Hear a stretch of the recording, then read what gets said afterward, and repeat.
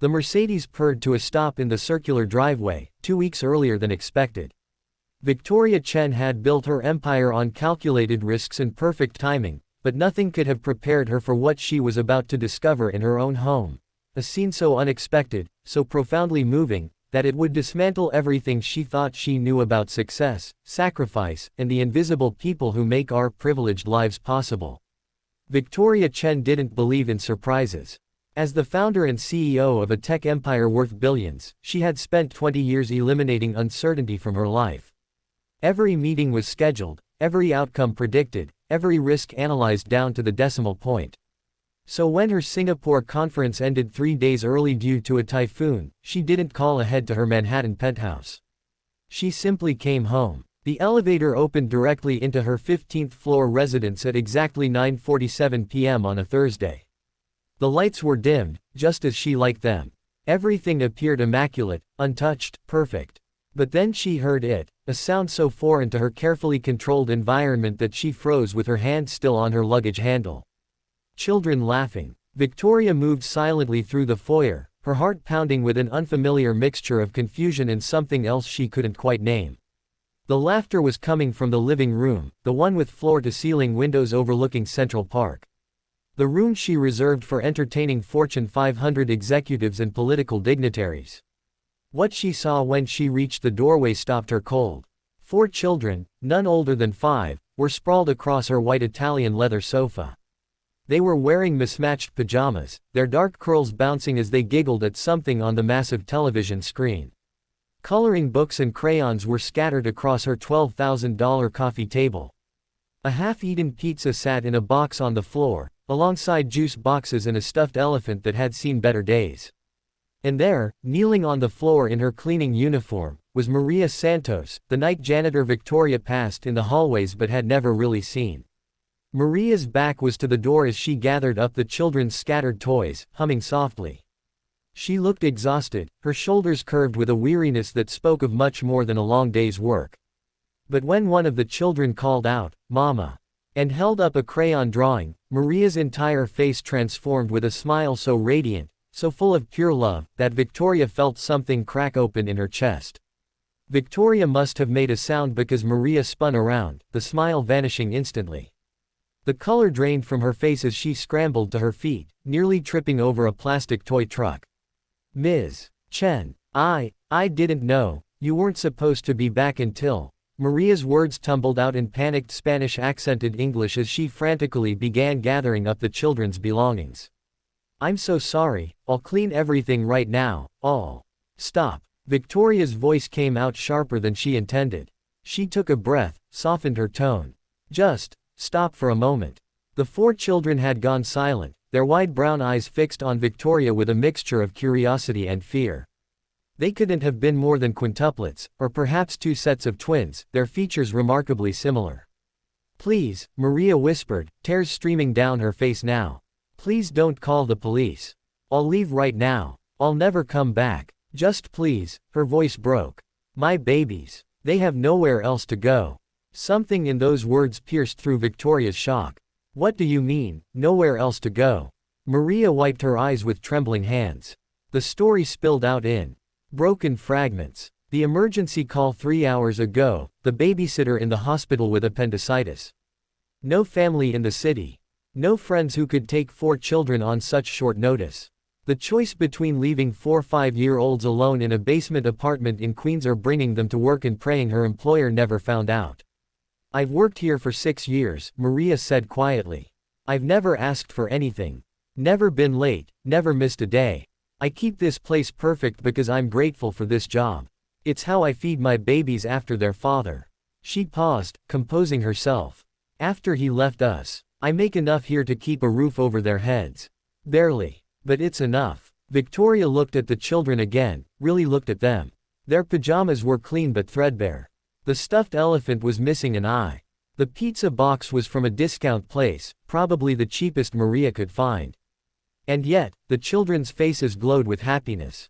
Not the entitled, overstimulated contentment of wealthy children, but something purer, the simple joy of being together, of being loved. "What are their names?" Victoria heard herself ask. Maria blinked in surprise. "Miguel, Carlos, Sophia, and Isabella. They're quadruplets. I had them all at once, after years of trying. My husband said it was too much, 4 babies at once. He left when they were 6 months old. She lifted her chin slightly. But I'm not sorry. They're the best thing that ever happened to me. Victoria walked further into the room and sat down in her designer armchair. The children watched her cautiously. How much do I pay you, Maria? $15 an hour, ma'am. I work from 6 p.m. to 2 a.m., 5 nights a week. Victoria did the math instantly. $600 a week. Maybe $30,000 a year, before taxes. In New York City. For a woman raising 4 children alone. And where did they go during the day? A subsidized daycare in Queens.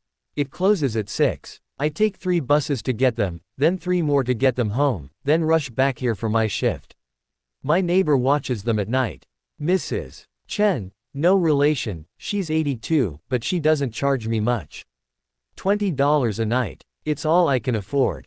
The casual mention of someone else named Chen, another person in Maria's orbit doing what they could with what they had, struck Victoria with unexpected force. She had always thought of herself as self-made, but Maria's version of self-made operated on an entirely different plane of difficulty. Victoria looked around her penthouse, 4,000 square feet of luxury for one person who was rarely home. Then she looked at Maria, who probably lived with 4 children in a space smaller than Victoria's master bedroom. The children, Victoria said slowly. They're well behaved. Quiet. I teach them, Maria said quickly. Even though they're only 5, I'm teaching them to read, to write, to be good. I want them to go to college someday. I tell them education is the only way up and out. She laughed bitterly. I clean offices at night so maybe they can own offices someday. Something in Victoria's carefully constructed world shifted. She had spent 2 decades believing that success was about vision, innovation, and relentless execution. She gave millions to charity each year and felt virtuous about it. But she had never once asked the woman who cleaned her office what her life looked like. Had never seen the impossible mathematics of poverty that forced Maria to calculate whether feeding her children or paying rent came first. I'll pack them up right now, Maria said, misinterpreting Victoria's silence. I promise you'll never. How would you feel about a different job? Victoria interrupted. Maria froze. What? I need a property manager for this building. Someone to oversee maintenance, coordinate with contractors, manage the cleaning staff. Victoria was improvising, but the idea crystallized as she spoke. The position would pay $85,000 a year, with full benefits and housing. Housing. There's a 3-bedroom apartment on the 8th floor. Empty right now. Part of the compensation package. Maria's legs seemed to give out.